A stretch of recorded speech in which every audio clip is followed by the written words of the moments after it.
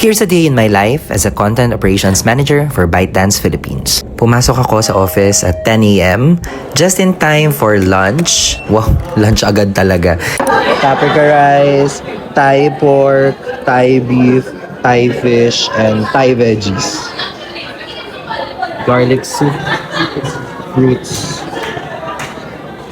Nanay ni Viola Davis. Cicely Tyson. Cicely Tyson. Ang galing ko.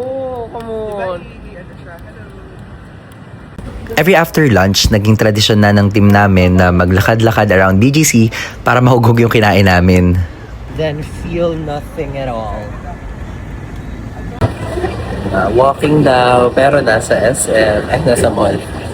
After a bit of walking, dito kami napadpad sa Muji. So, nag-decide kami na mag-order na lang din ng kape para magising kami sa buong araw. Retinol. Anti-aging cream. Nag-workshop.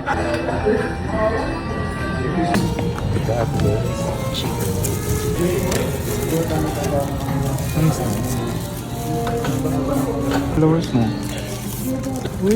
Before 2 p.m., kailangan nakabalik na kami sa office. At eto nga ako kumukuha na ng free snacks. Kasi bukod sa free lunch sa cafeteria, meron ding free snacks para sa mga employees ni ByteDance na up to 5 per employee per day.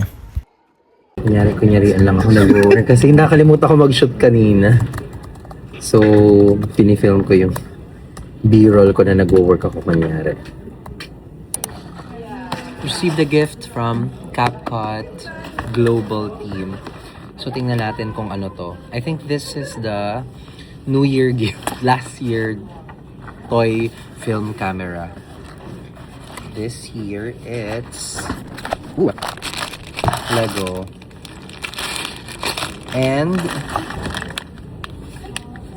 stickers from CapCut. It's supposed to look like this. After all the meetings and all of the deliverables na ginawa ko today, I'm finally done. So, I'm going home na around siguro mga magsi-6 na to.